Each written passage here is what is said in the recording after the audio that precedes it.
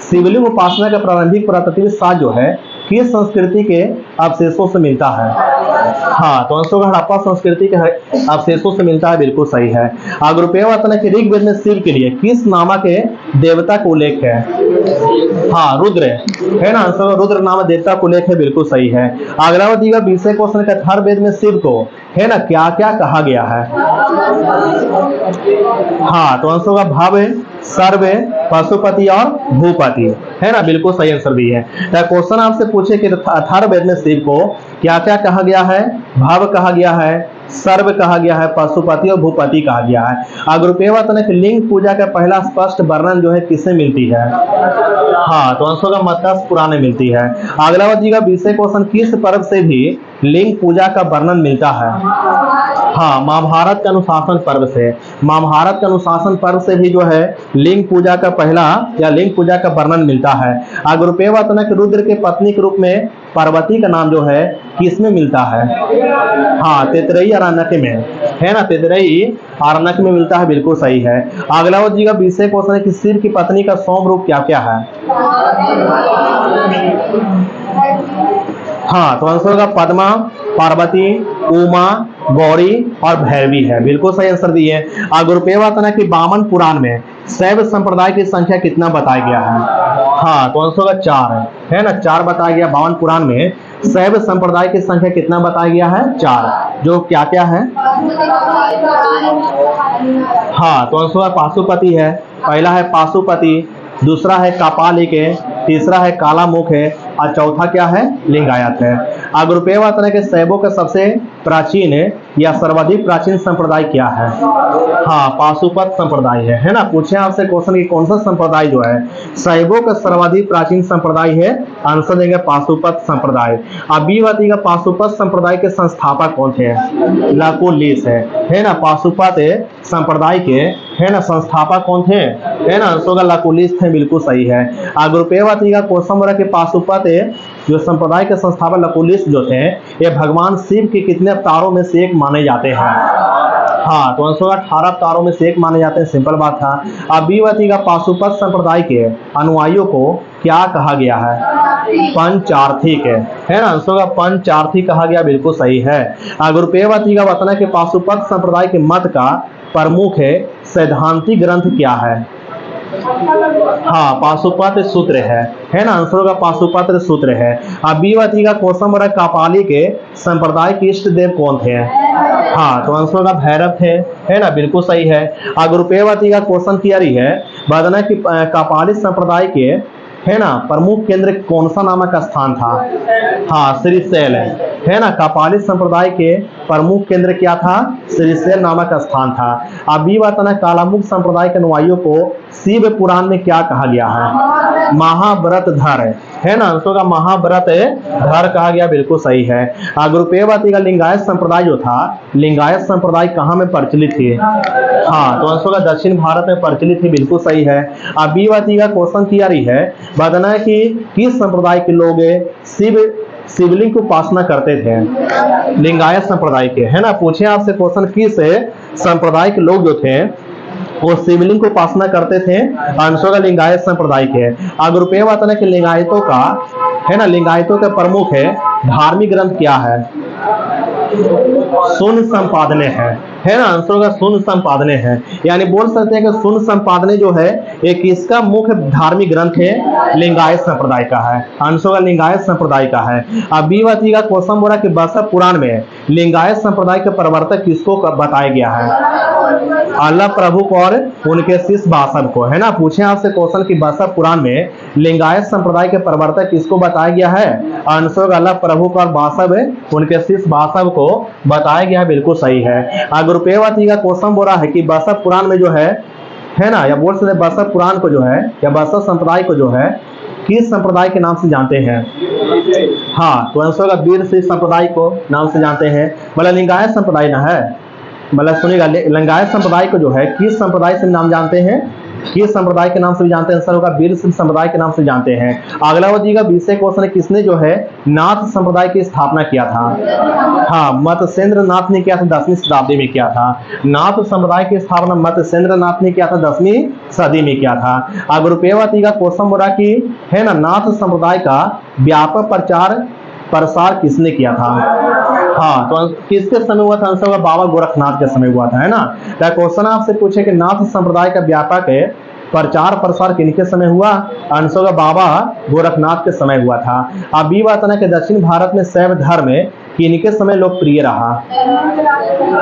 हाँ, चालुक्य होगा, राष्ट्रकूट, पल्लव और चोलों के समय, है ना। इस बात क्या रखिएगा। अगर रुपये का क्वेश्चन बोला कि पल्लव काल में जो है शैव धर्म का प्रचार प्रसार किसके द्वारा किया गया था? हाँ, नैनार के द्वारा किया गया था। और उस समय नैनार की संख्या कितना थी? है ना, 63 थी, है ना। पल्लव काल में नैनार की संख्या कितना थी? है ना, 63 बताई गई है। अगर रुपये बताना कि लोरा का प्रसिद्ध है कैलाश मंदिर का निर्माण किसने करवाया? हाँ, तो आंसर होगा राष्ट्रकूटों ने करवाया। अब भी बात यह किसने तंजौर के प्रसिद्ध है राज राजेश्वर शैव मंदिर का निर्माण करवाया? हाँ, तो आंसर होगा चोल शासक राजराज प्रथम ने, है ना। तो क्वेश्चन आपसे पूछे किसने तंजौर के प्रसिद्ध है राज राजेश्वर शैव मंदिर का निर्माण करवाया था? आंसर होगा चोल शासक राजराज प्रथम ने करवाया था। अगर रुपये बताना किन शासकों की मुद्रा पर शिव तथा नंदी का एक साथ अंकन प्राप्त होती है? हाँ, कुषाण शासकों की मुद्रा पर, बिल्कुल सही है। और अगला बताइएगा 20वें क्वेश्चन है कि पशुपतिनाथ मंदिर को जो है यूनेस्को सूची में कब डाला गया था? हाँ, 1979 में ना, है ना। 1979 को जो है पशुपतिनाथ मूर्ति को जो है मंदिर को जो है यूनेस्को सूची में शामिल किया गया। इस बात क्या रखिएगा, ठीक ना। अगर रुपये का क्वेश्चन हो रहा है कि पशुपतिनाथ मूर्ति जो है या मंदिर जो है इसके मुख्य मंदिर का निर्माण जो है किस शैली में हुआ था? तो आंसर होगा वास्तुकला के नेपाली पेगोडा शैली में, है ना। वास्तुकला के नेपाली पेगोडा शैली में हुआ था, पशुपतिनाथ मंदिर का निर्माण हुआ था। इस बात क्या रखिएगा, ठीक ना। अगला बताइएगा 20वें क्वेश्चन का आजीवा के संप्रदाय के संस्थापक कौन थे? हाँ, मखली पुत्र गोसाल है। आंसर होगा मखली पुत्र गोसाल थे। अगर रुपये बताइएगा घोर अक्रियावादी के संस्थापक कौन थे? हाँ, तो आंसर होगा पूरन कश्यप थे। अभी बताइएगा अदृक्षावाद के संस्थापक कौन थे? आचार्य अजित थे, है ना। पूछे आपसे क्वेश्चन के अदृक्षावाद के संस्थापक कौन थे? आचार्य अजित थे। अगर रुपये बताना भौतिकवादी के संस्थापक कौन थे? हाँ, तो आंसर पकुद कचायन है ना। पकुद है कचायन है। अभी बताना का निश्चयवादी संप्रदाय के संस्थापक कौन थे? हाँ, संजय बेटली पुत्र है ना। पूछे आपसे क्वेश्चन का निश्चयवादी संप्रदाय के संस्थापक कौन थे? आंसर देंगे संजय, है ना, बेटली पुत्र थे। इस बात क्या रखिएगा, ठीक ना। और अगला बताइएगा क्वेश्चन तैयारी है, यहाँ बताना सिंपल क्वेश्चन है कि जो विनय पिटक है इसके रचनाकार कौन थे? बताइएगा। हाँ, उपाली ना, है ना। विनय पिटक के रचनाकार कौन थे? आंसर क्या देंगे, है ना। आंसर होगा उपाली थे। इस बात क्या रखिएगा। और अगला बताइएगा क्वेश्चन हो रहा है कि शुद्ध पिटक के रचनाकार कौन थे? आनंद थे। और बताइएगा विधम पिटक की रचना किसने किया था? है ना, मोगली पुत्र तीस ने किया था। और अगला बताइएगा क्वेश्चन हो रहा है कि अभिधम पिटक से जो है क्या प्राप्त होती है या किसका ज्ञान मिलती है? हाँ, बौद्ध धर्म के दार्शनिक सिद्धांतों का संग्रह मिलती है। यानी बोला गया कि विधम पिटक में किसका या किस चीज के बारे में बोला गया है? बौद्ध धर्म के दार्शनिक सिद्धांतों का संग्रह किया गया विधम पिटक में। और बताना कि बुद्ध के उपदेशों का संग्रह किसमें किया गया है ना, शुद्ध पिटक में। और संघ संबंधी नियम बनाई गई है, हाँ, इसका उल्लेख किया गया विनय पिटक में, है ना। तो संघ संबंधी नियम को उल्लेख किस पिटक में किया गया है ना, आंसर विनय पिटक में किया गया, बिल्कुल सही है। अगला बताइएगा क्वेश्चन की यारी है, यहाँ बताना कि ऋग्वेद में यमुना को उल्लेख कितने बार किया गया है ना, 3 बार किया गया है। और ऋग्वेद में गंगा को उल्लेख है 1 बार किया गया है। और ऋग्वेद में सर्वाधिक बार उल्लेख किया गया है ना, सिंधु नदी का। और ऋग्वेदिक कार्यों का सबसे पवित्र नदी क्या थी? हाँ, तो आंसर होगा सरस्वती थी, बिल्कुल सही है।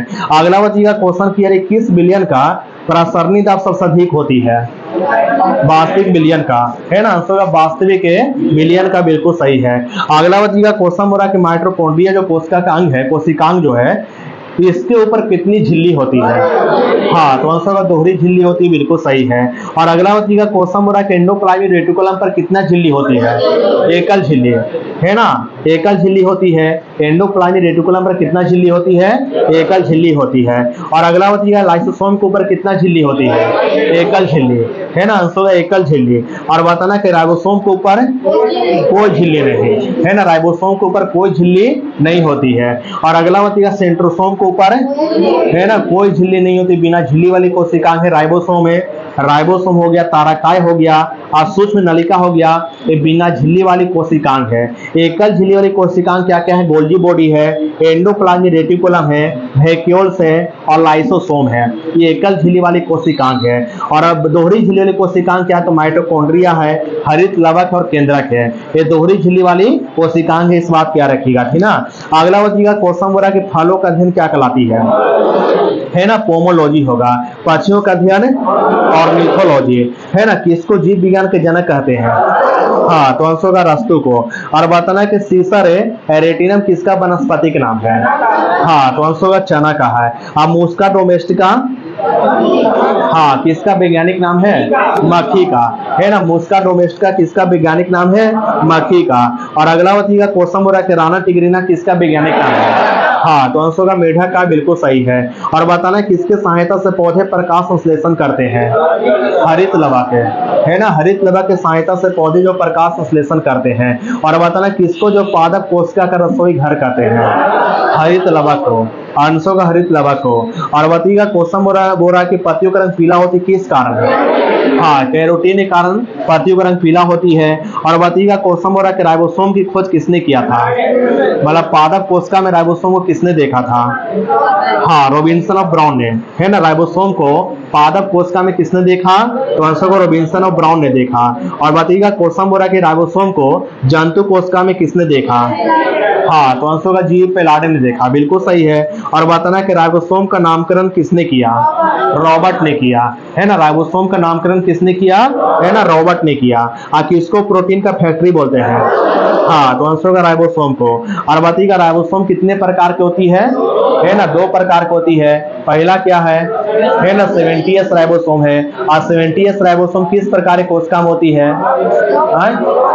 तो आंसर का प्रोकैरियोटिक सेल में है ना। 70s राइबोसोम जो है प्रोकैरियोटिक सेल में पाई जाती है।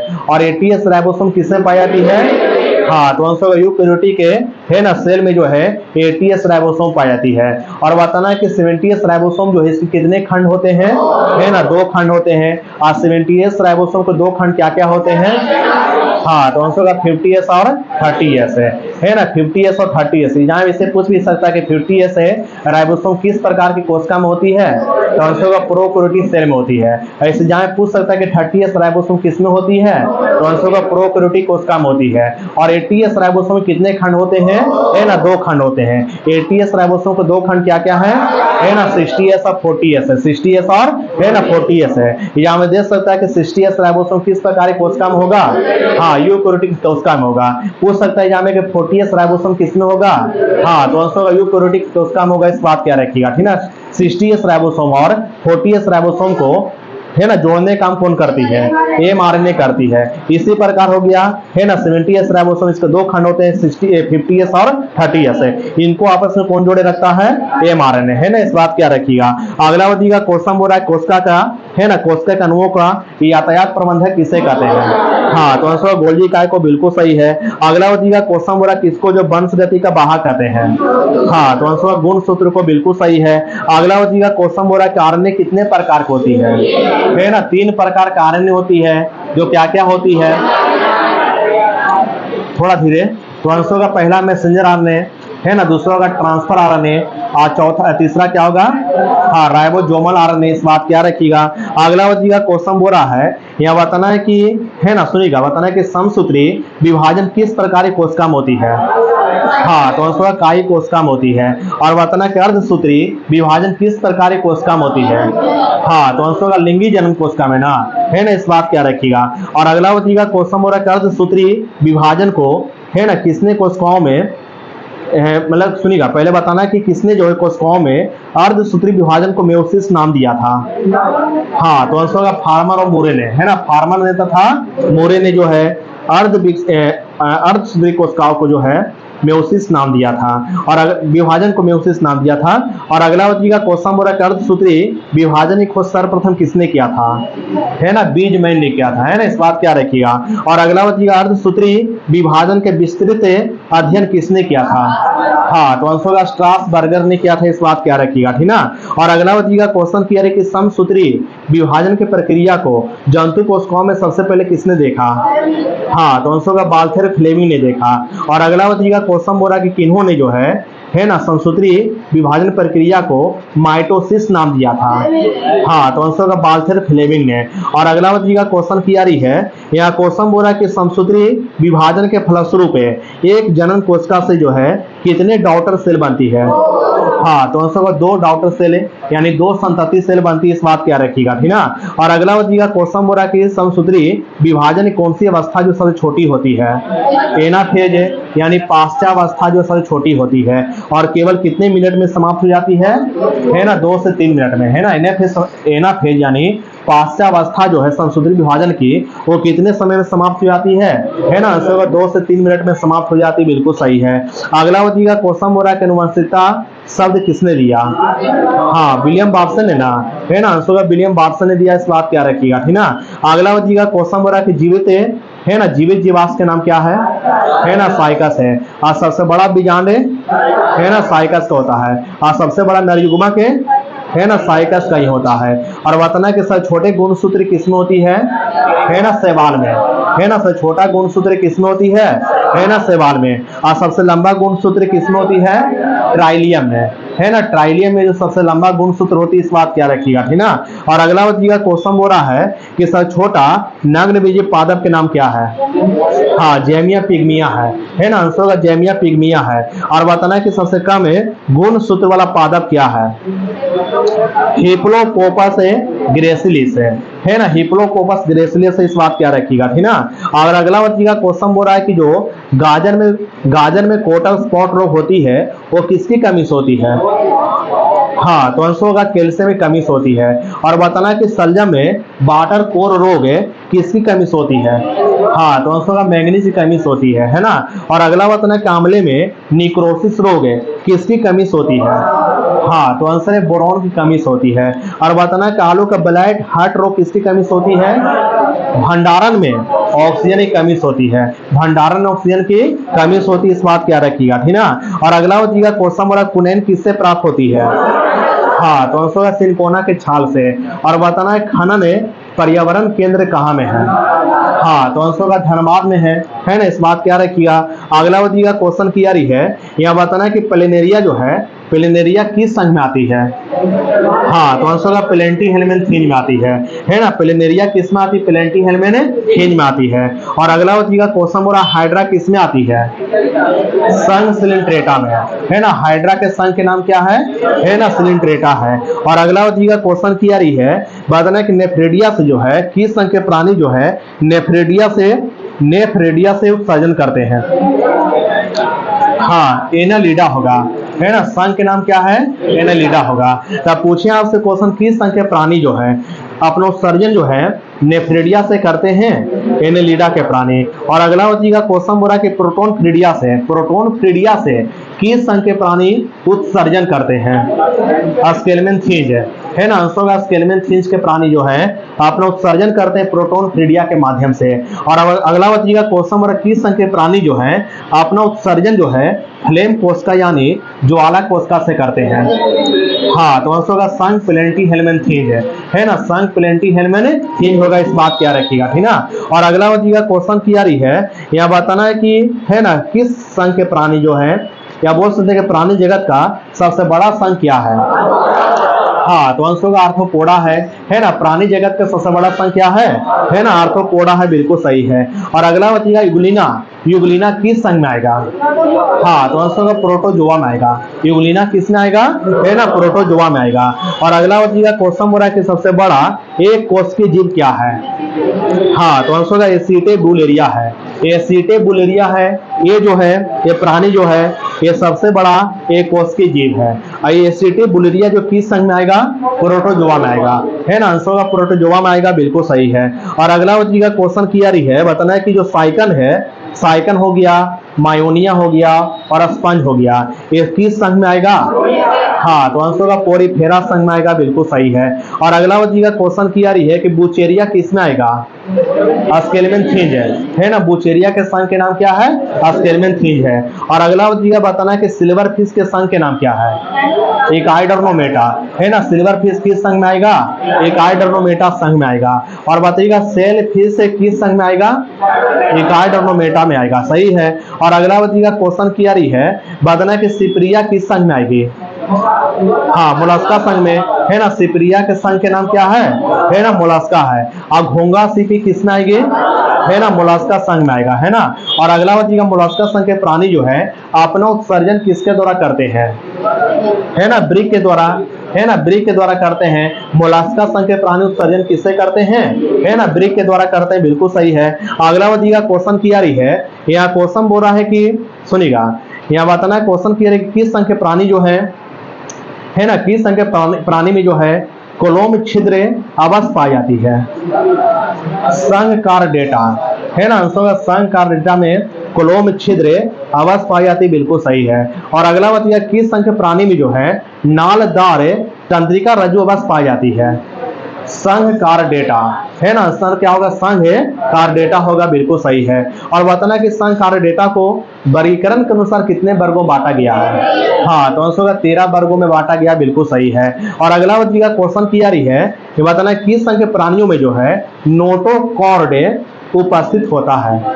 कार्डेटा में, संघकार्डेटा में, है ना। नोटोकॉर्डे उपस्थित होता है किस संघ के प्राणियों में? है ना, आंसर कार्डेटा प्राणियों में। अगला जी का क्वेश्चन किया है कि पक्षी वर्ग जो होते हैं, है ना, क्या होते हैं? समतापी होते हैं, क्या समतापी होते हैं?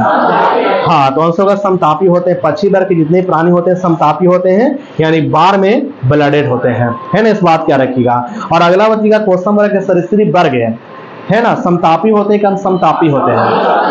हाँ, तो आंसर होगा सरीसृप वर्ग जो है असमतापी होते हैं, यानी कोल्ड ब्लडेड होते हैं, है ना। पक्षी वर्ग था वार्म ब्लडेड, यानी समतापी था। और पूछे सरीसृप वर्ग तो कोल्ड ब्लडेड यानी असमतापी होगा, असमतापी होगा, इस बात क्या रखिएगा, ठीक ना। और एम्फीबिया वर्ग क्या होते हैं? असमतापी होते हैं, यानी कोल्ड ब्लडेड होते हैं, है ना। एम्फीबिया वर्ग के प्राणी क्या होते हैं? असमतापी होते हैं, यानी कोल्ड ब्लडेड होते हैं, इस बात क्या रखिएगा, ठीक ना।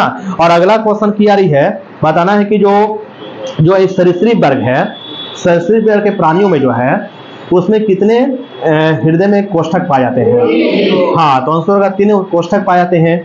सरीसृप वर्ग के प्राणियों में कितने कोष्ठक होते हैं? है ना, 3 कोष्ठक होते हैं, बिल्कुल सही, उनके हृदय में। और अगला जी का क्वेश्चन बोला कि पक्षी वर्ग के प्राणियों में हृदय में कितने कोष्ठक होते हैं? है ना, 4 होते हैं, 4 कोष्ठक होते हैं। और मत्स्य वर्ग के प्राणियों में, है ना, 2 कोष्ठक होते हैं, इस बात क्या रखिएगा, ठीक ना। एम्फीबिया वर्ग के प्राणियों में हृदय में कितने कोष्ठक होते हैं? हाँ, तो आंसर होगा 3 कोष्ठक होते हैं, 3 बेसनी होते हैं, है ना। एम्फीबिया वर्ग के प्राणियों के हृदय कितने बेसनी होते हैं? है ना, 3 बेसनी होते हैं, बिल्कुल सही है। और अगला जी का क्वेश्चन किया रही है, बताइएगा, यह बताना कि एकमात्र विषैला स्तनी क्या है? डार्क बिल्ड प्लेटिपस है ना। आंसर होगा डार्क बिल्ड, है ना, प्लेटिपस है, बिल्कुल सही है। और अगला जी का क्वेश्चन किया रही कि आरबीसी की जो है, आरबीसी का वैज्ञानिक नाम क्या है? एरिथ्रोसाइट है ना। आंसर होगा एरिथ्रोसाइट है, बिल्कुल सही है। और अगला जी का क्वेश्चन किया रही कि आरबीसी जो है, आरबीसी की संख्या जो है एक स्वस्थ मनुष्य में कितना होता है? हाँ, 50 लाख से लेकर 55 लाख तक होता है ना। आरबीसी की संख्या जो एक स्वस्थ मनुष्य में लगभग कितना होता है? 50 लाख से लेकर के 55 लाख तक होता है। और अगला जी का क्वेश्चन हो रहा है कि डब्ल्यूबीसी की संख्या जो है एक स्वस्थ मनुष्य में कितना होता है? हाँ, तो आंसर 8 से लेकर के 10,000 तक होता है, 8,000 से लेकर के 10,000 तक होता है, बिल्कुल सही है। अब बताना कि डब्ल्यूबीसी यानी कि श्वेत रक्त कण का वैज्ञानिक नाम क्या है? हाँ, तो आंसर होगा ल्यूकोसाइट है ना, ल्यूकोसाइट है। और डब्ल्यूबीसी जो है वो कितने प्रकार की होती है ना? 5 प्रकार के। श्वेत रक्त कण कितने प्रकार की होती है ना? 5 प्रकार, उसकी संख्या 5 होती है। और बताना कि पांचों संख्या बताएंगे, डब्ल्यूबीसी के 5 संख्या, जिसका नाम क्या क्या है? सही है। तो आंसर होगा पहला है मोनोसाइट है।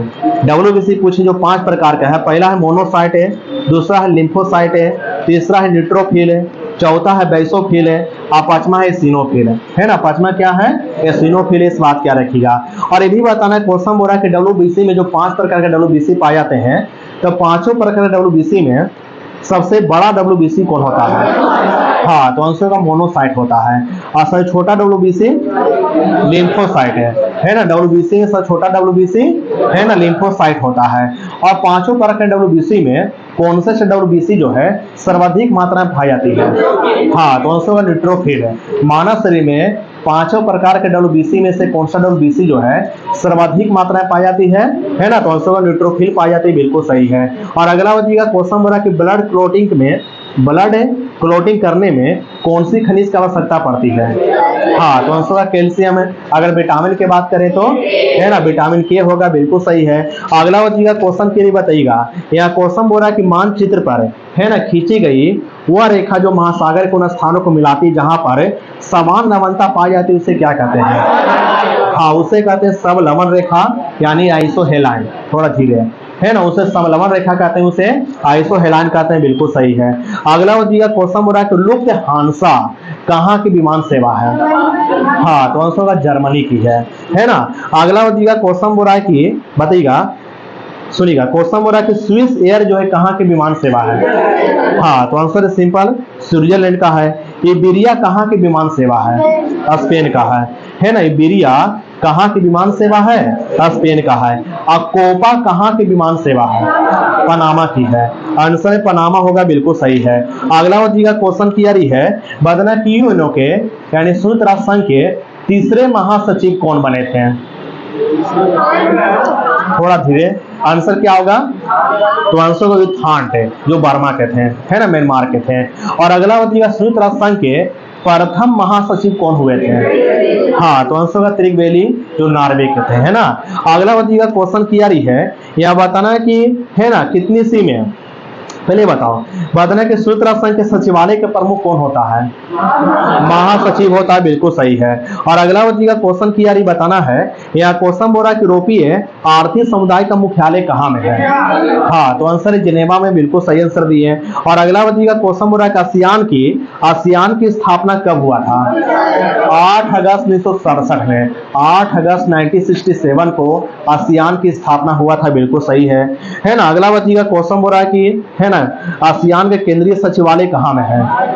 इंडोनेशिया के जकार्ता में है ना। पूछे आपसे क्वेश्चन कि आसियान का केंद्रीय सचिवालय कहाँ में है? इंडोनेशिया के है ना जकार्ता शहर में है। बिल्कुल सही आंसर दिए। और अगला बताइएगा क्वेश्चन बोल रहा है कि ADB यानी एशियाई विकास बैंक की स्थापना कब हुआ था? 1966 हुआ था। और इसका मुख्यालय मनीला में, फिलीपींस के मनीला में है। और अगला बताइएगा क्वेश्चन बोल रहा है कि नाटो की स्थापना कब हुआ था? 4 अप्रैल 1949 को है ना। 4 अप्रैल 1949 को जो है नाटो की स्थापना किया गया था। और अगला बताइएगा क्वेश्चन की है, बताना कि यूरोपीय अंतरिक्ष एजेंसी की स्थापना कब हुआ? 1975 में है ना। यूरोपीय अंतरिक्ष एजेंसी की स्थापना किए गए थे 1975 में किया गया था। बिल्कुल सही है। यूरोपीय अंतरिक्ष एजेंसी का मुख्यालय कहाँ में है? हाँ, तो आंसर होगा फ्रांस के पेरिस में है ना। फ्रांस के पेरिस में। बिल्कुल सही है। अरब लीग की स्थापना कब हुआ था? हाँ, 22 मार्च 1945 में अरब लीग की स्थापना किया गया था। और इसका मुख्यालय कहाँ में है? हाँ, काहिरा में। बिल्कुल सही है। अगला बताइएगा क्वेश्चन की कि रेड क्रॉस की स्थापना कब हुआ था? हाँ, तो आंसर होगा 1863 में रेड क्रॉस की स्थापना किया गया था। फटाफट आंसर देंगे। बताना कि राम मनोहर लोहिया जयंती कब मनाई जाती है? 23 मार्च को है ना। 23 मार्च को। विश्व वन्यजीव दिवस है हाँ 3 मार्च को। आराम से आंसर देंगे 3 मार्च को। और बताना कि पृथ्वी दिवस है हाँ 22 अप्रैल को पृथ्वी दिवस है। और बताइएगा वीरता दिवस है 9 अप्रैल है ना। वीरता दिवस मनाई जाती है 9 अप्रैल को। और प्रवासी भारतीय दिवस है 9 जनवरी को है ना।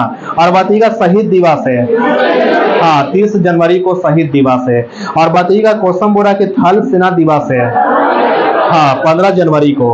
और बताइएगा विश्व पर्यावरण दिवस है हाँ 5 जून को। सही है। और बताना है कि विश्व कैंसर दिवस है हाँ 4 फरवरी को। और बताइएगा 20वें विरासत दिवस है 18 अप्रैल को, बिल्कुल सही है। और बताइएगा बताना कि बांग्लादेश का राष्ट्रीय दिवस है 26 मार्च को, है ना, बांग्लादेश का राष्ट्रीय दिवस है ना 26 मार्च को। और बताइएगा नौसेना दिवस है, हाँ 4 दिसंबर है ना, नौसेना दिवस कब मनाई जाती है ना 4 दिसंबर को। और बताइएगा अंतर्राष्ट्रीय विकलांगता जन दिवस कब मनाई जाती है, हाँ तो आंसर होगा 3 दिसंबर को। और बताइएगा क्वेश्चन बोला कि शिक्षक दिवस है ना 5 सितंबर को, सिंपल क्वेश्चन है। और बताइएगा बताना कि 20वें विद्यार्थी दिवस है 17 नवंबर को, है ना, 20 विद्यार्थी दिवस 17 नवंबर को। और बताइएगा जीएसटी दिवस है, हाँ 1 जुलाई को जीएसटी दिवस, 1 जुलाई को। और बताना कि चार्टेड अकाउंटेंट दिवस है 1 जुलाई को, है ना, बिल्कुल 1 जुलाई को, बिल्कुल सही है। और बताइएगा क्वेश्चन बोला कि है ना 20 पर्यावरण संरक्षण दिवस कब मनाते हैं, हाँ तो आंसर होगा 26 नवंबर को, है ना, 20 पर्यावरण संरक्षण दिवस मनाई जाती है। संविधान दिवस कब मनाई जाती है, हाँ तो आंसर होगा 26 नवंबर को संविधान दिवस मनाई जाती है। बढ़िया ग्रुप है। Tata institute of fundamental research कहाँ में है, हाँ तो आंसर मुंबई में है ना। पूछे आपसे क्वेश्चन कि Tata institute of fundamental research की स्थापना कहाँ में किया गया, आंसर क्या देंगे, है ना मुंबई में किया गया। अगला दिया 20 क्वेश्चन के अंतरिक्ष में जाने वाले प्रथम व्यक्ति कौन थे, हाँ मेजर यूरी गागरिन थे, है ना, सोवियत संघ के थे, रूस के थे, 1961 में ये अंतरिक्ष में गए थे। अगर रुपये बताना कि 20 के प्रथम महिला अंतरिक्ष यात्री के नाम क्या है, हाँ वेलेंटिना तेरेस्कोवा है ना, ये भी रसिया के हैं और 1963 में अंतरिक्ष में गए थे।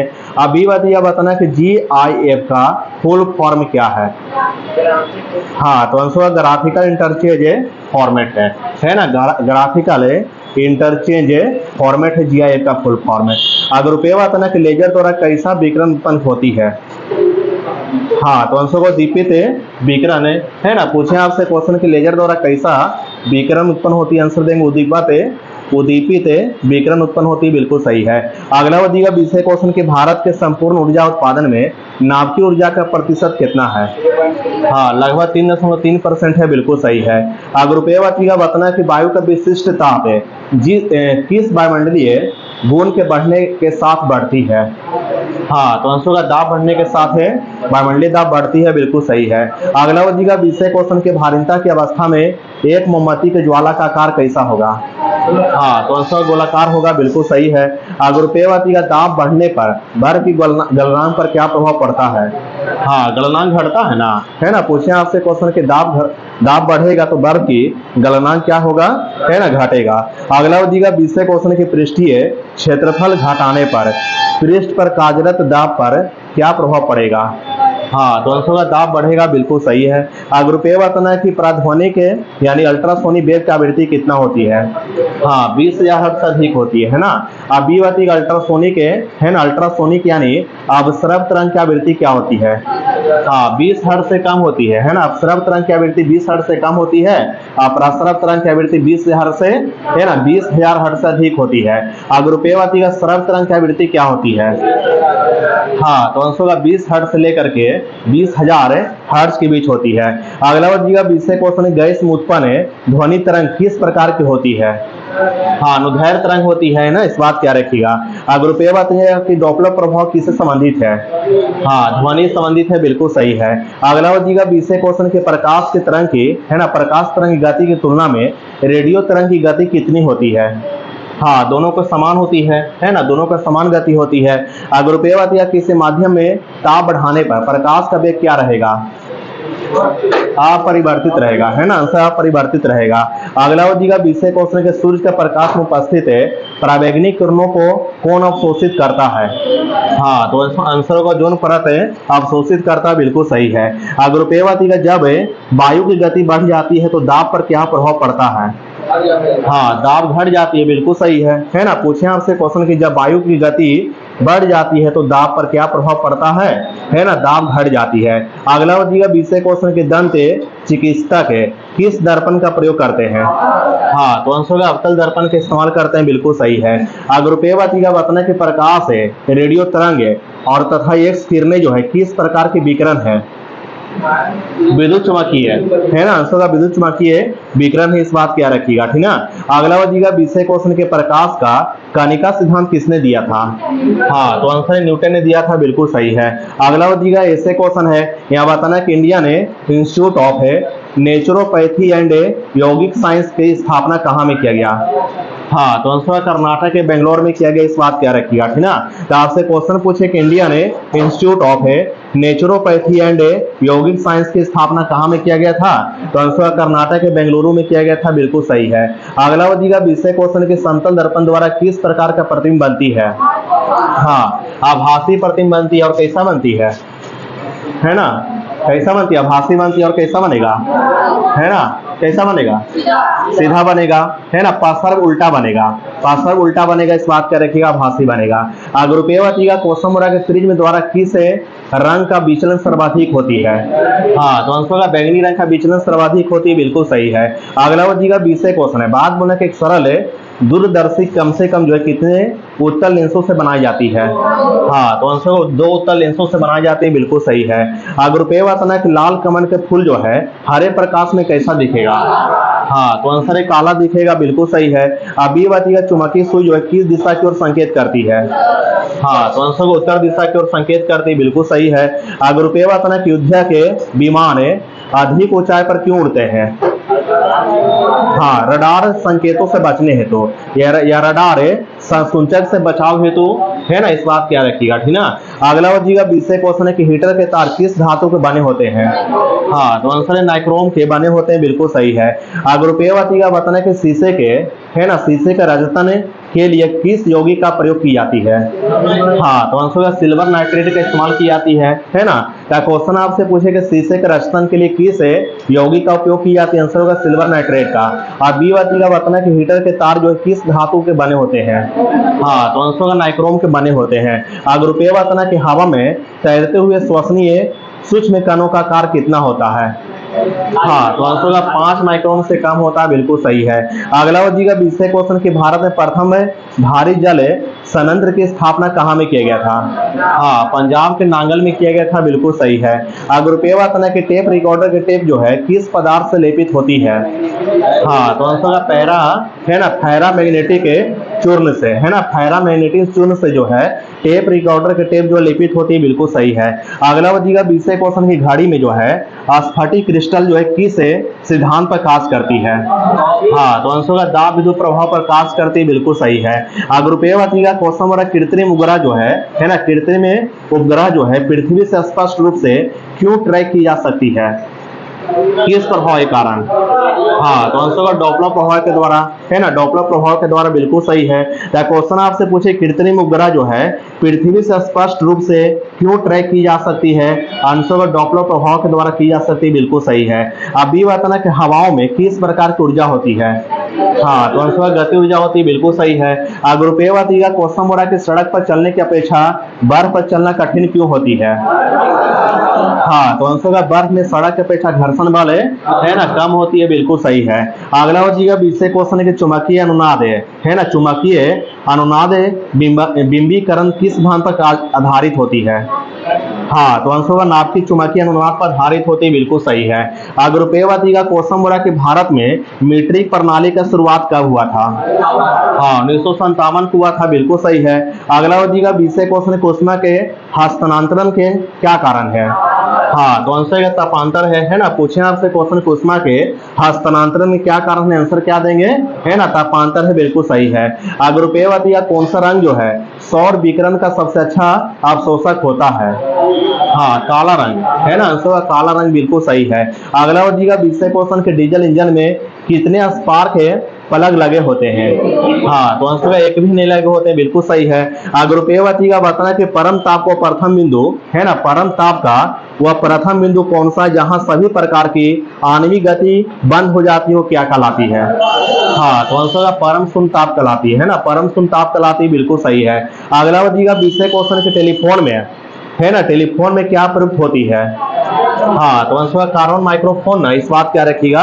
अगर रुपये बचिएगा विज्ञान की शाखा के अंतर्गत मानव तथा यंत्रों के मध्य स्वचलन तथा संचार विधि का अध्ययन की जाती है? हाँ, तो आंसर होगा साइबरनेटिक्स है ना, साइबरनेटिक्स होगा, बिल्कुल सही है।